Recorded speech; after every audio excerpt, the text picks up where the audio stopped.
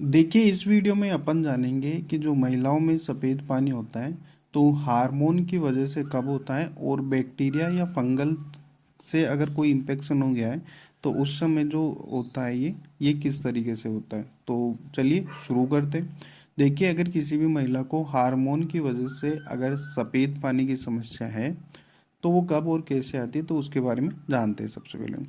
तो अगर हार्मोन्स की वजह से है तो जब भी हार्मोन्स बढ़ते या घटते हैं, और इसमें भी स्पेशली जो एस्ट्रोजन होता है, तो जब भी इसका लेवल बढ़ेगा या घटेगा तो जो वजाइना होती है वो एक वाइट डिस्चार्ज करती है। ठीक है, ये कौन कौन सी सिचुएशन में कर सकती है? जैसे ओवुलेशन का टाइम है तो ये उस टाइम हो सकता है आपको, और जब भी पीरियड्स आएंगे तो पीरियड्स के शुरुआती दिनों में या पीरियड्स के बाद में हो सकता है।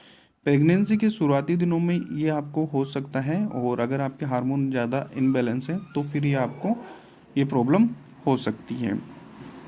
जब भी आपको हार्मोन की वजह से अगर वाइट डिस्चार्ज होगा तो ये बिल्कुल सफ़ेद और ट्रांसपेरेंट होगा, जैसा कि आप इमेज में देख पा रहे हो। इसमें बदबू नहीं आएगी, और ना ही इसमें कोई खुजली होगी, ना ही इसमें कोई जलन होगी।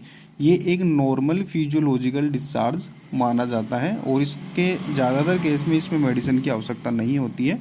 अगर आप प्रॉपर हाइजीन रखें और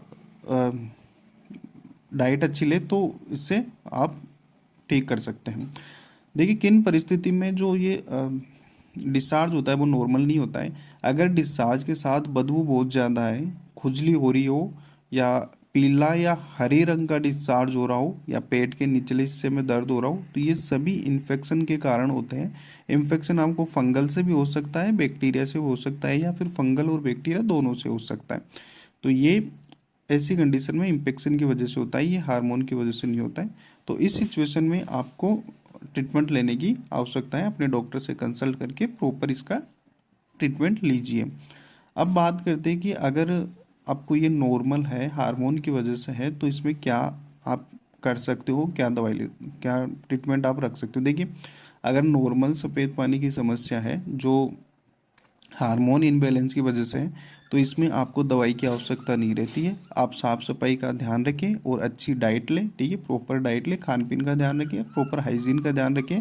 और अगर बहुत ज़्यादा दिक्कत है तो फिर आप यूटेरियन टॉनिक ले सकते हो। ठीक है, तो आपको जो हार्मोन की वजह से जो सफ़ेद पानी की समस्या है उसमें आपको ये बहुत ज़्यादा हेल्पफुल रहेगा।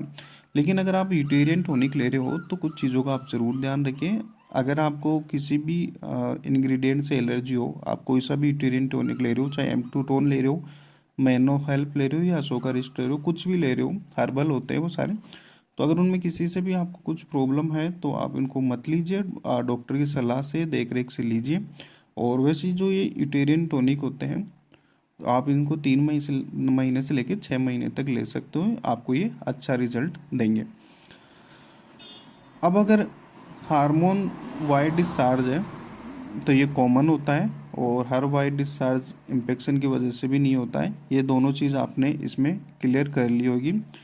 वीडियो पूरा देखने के लिए आपका धन्यवाद, और अगर फिर भी कुछ डाउट हो आपको तो आप मुझे कमेंट कर सकते हो। और इस प्रकार की वीडियो देखने के लिए या हेल्थ से रिलेटेड कंटेंट देखने के लिए आप मेरे चैनल को सब्सक्राइब कर सकते हो। मैं रेगुलर बेस पे आपको हेल्थ से रिलेटेड अपडेट देता रहूँगा।